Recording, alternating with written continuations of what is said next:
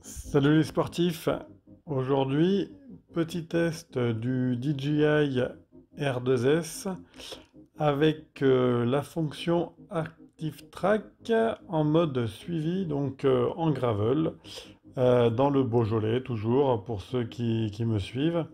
Donc là on va se contenter de tester la fonction suivi, contrairement à ce qui avait été fait la dernière fois avec donc différents modes de vue, spotlight et le suivi latéral. Donc là, on se concentre sur le suivi classique. Donc la télécommande dans le sac à dos, sans les joysticks et le téléphone donc éteint. Ça fonctionne. On n'aura pas le cache, donc pas la vidéo dans le téléphone directement, mais ça fonctionne parfaitement et pas de soucis pour le suivi. Donc voilà, on a expérimenté le suivi avec quelques petits obstacles, avec un peu de vitesse. Voilà, là par exemple, on voit que il a failli prendre le buisson, mais s'est décalé quand il le fallait. Alors il perd un petit peu de distance quand ça s'accélère, mais il la rattrape quand je ralentis. Donc le suivi est plutôt bon. Donc dans la côte, il a eu l'amabilité de m'accompagner, hein. Il n'est pas passé devant en m'indiquant que je me traînais. Donc il est assez conciliant. Voilà. Donc là, on est sur une deuxième séquence, en les petits ajustements, en démonte les joysticks, la télécommande dans le sac à dos.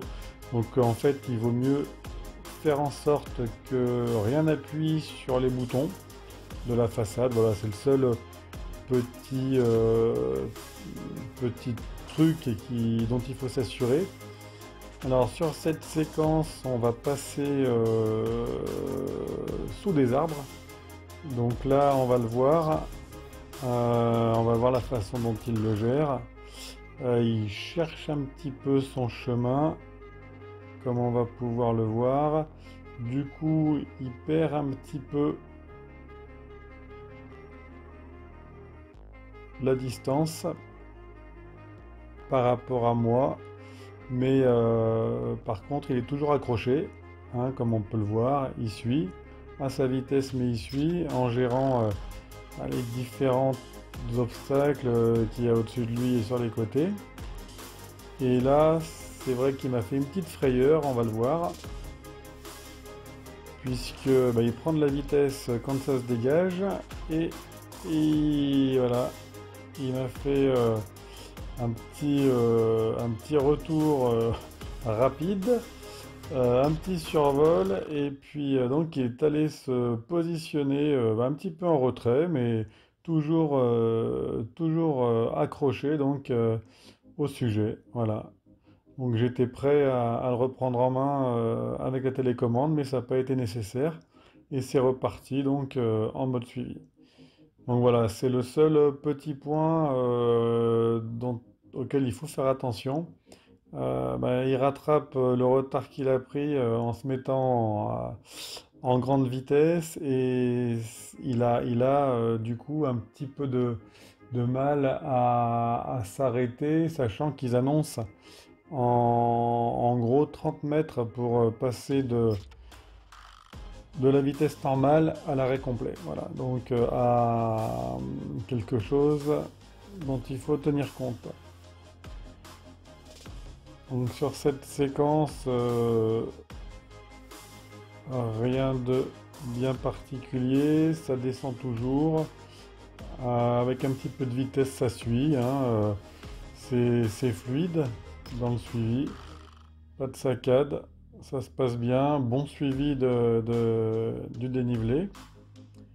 Voilà, là en fait, on passe à nouveau dans une sorte de tunnel de végétation.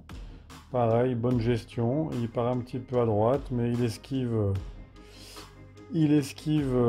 nickel. C'est vrai que si je l'avais vu faire cette manœuvre, je pense que j'aurais eu un petit peu peur. mais c'est passé comme une lettre à la poste. Voilà, donc là, on va arriver tout doucement sur la fin de la séquence. Voilà, donc récupération de la télécommande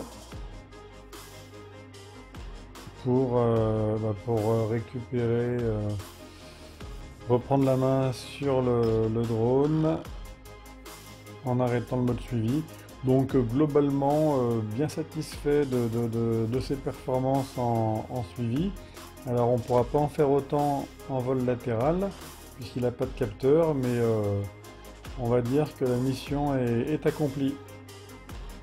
N'hésitez pas à poser vos questions et je vous dis à une prochaine.